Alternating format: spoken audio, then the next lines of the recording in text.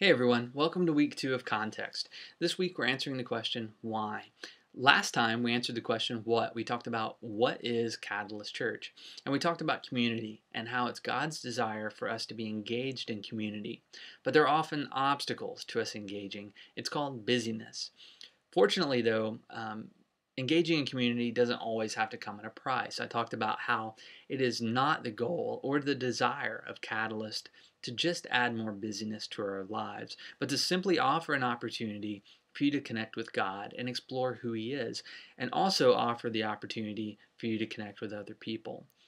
There's a group of people in Cullman who have been getting together for a while now and talking about this idea of starting a new church. Some of the people in the group they have been looking for a while for a place to engage in community, but they hadn't yet found a place, a church home, where they felt like they fit in yet. Um, they wanted a church that would be a bit different than your traditional church down the street. They wanted a church that they could bring their friends to and have their friends hear about God in a language that's culturally current, a language that we can all understand. Now, we've been meeting with this group of people for several months now, and we're getting closer to officially launching Catalyst. Yet, as we talk more and more about what it is we're up to, the same questions keep coming up over and over. One of those questions we've gotten more than any other, and it is, why in the world would we want to start a church in an area that's already filled with them? It's a great question. I'm from Cullman, born and raised. I grew up in a church in Cullman. I know that there are literally hundreds of able bodied churches here that all care about people and they all care about sharing the message of Jesus. A lot of these churches are healthy and they're doing some great things in our community. But I think sometimes there might be a little bit more to the question than some people let on. I know a lot of church people who hear about Catalyst, they're really asking the question, why do we need another church? I mean, haven't you guys checked out what we're about, what we're doing over here? I'm sure if you guys came and checked out our church, you'd find that there's no need to start another church. You could just join up here. See, most people who are part of something feel, if it's good, they feel the need to defend what they're a part of and why they're part of it. It's just human nature, nothing wrong with that. But most church people wrongly assume that their church has all the tools necessary to meet the needs of anyone who walks through the door. But this just simply isn't the case. I will be the first to tell you that God is doing some wonderful things in some churches in Cullman, but not every church is set up to meet the needs of everyone who walks through the door. In fact, all churches have unique giftings and unique abilities. Some churches are really good at missions work. They put a lot of energy into training people and sending them out into the developing world. Some churches are really good at presenting the gospel and offering people a relationship with Jesus. Some churches are good at serving people and showing them God's love by serving. Some churches are good at worshiping through great music. Other churches, they focus primarily on teaching. See, like human beings, churches have a unique DNA. Just like people are born with certain characteristics that make them different from anyone else, churches are all different as well. Whether it's because of their leadership or a majority bias, all churches lean a certain way. And there's absolutely nothing wrong with that. In fact, it's biblical.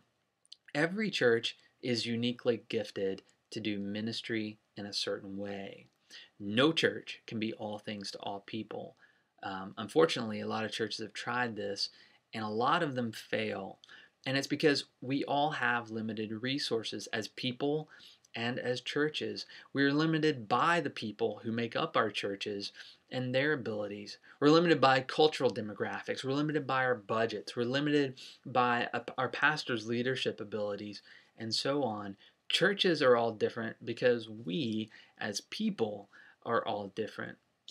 Now, there's another side to that why question. I've also been asked why we need another church from people who used to be a part of the church. See, Coleman is like anywhere else on the planet. It's filled with people who have left the church for whatever reason. And they're asking, Chris, I've tried this church thing out before, and gotta be honest, it didn't work out for me. Why do we need another church? I mean, what are you guys going to do that's going to be different from the last place I went to? So the answer to the question why we need another church in Cullman is simply we need another church in Cullman because there are people out there who are searching for community. They're searching for a place that's going to challenge them and give them something to live for. They're looking for a place that's going to reach out to them where they are. They're looking for a place that's going to love them and serve them regardless of their social standing. They're looking for a church that's going to offer them freedom instead of just a bunch of religious rules that they've got to follow. We need another church because our friends and our neighbors want to engage in something, to be a part of something that moves them. And to be frank, they're not finding it anywhere else. Several years ago, some researchers found out that 20% of Americans go to church. We know that number is declining, and the most recent number I've read says 17% of Americans go to church. Yet, 80% of Americans say that religious faith is important to them. So what does that tell us? It tells me that there's a disconnect somewhere. Something is wrong. And I think it might have something to do with the quote we looked at from the book Unchristian. This was last week. The authors asked people who don't go to church what they think of people who do go to church, and overwhelmingly their responses were negative. See, people who don't go to church, they're pretty wise about people who do go to church. They can spot a fake from a mile away, and most of them have a pretty good idea of what they're going to hear at your average church on Sunday morning. Fortunately, it doesn't have to be this way. Last week I talked about our mission statement and how it is we exist to pursue God, love people, and serve others. We believe in doing church the simple way. Our vision is to create a church that connects people to God and connects people to one another. But in order to do that, we have to be willing to run toward people. We can't just open our doors and expect people to find what they're looking for in here. And we can't assume some spiritual position and expect everyone to get on board with what we're doing or what we're saying. And this is because not everyone speaks church language. Not everyone knows what's going on inside the church. Too many churches make this kind of mistake, and it's driving people away. You're welcome here, regardless of your thoughts on church or on God. And we back that up by making no assumptions about where anyone is on the spiritual spectrum. Part of connecting people with God is understanding that we're all at different places in our knowledge and understanding of who God is. And if you're just checking out this God stuff, then you want someone to put it all in a language that you can understand. Another part of connecting people to God is reconnecting them to God.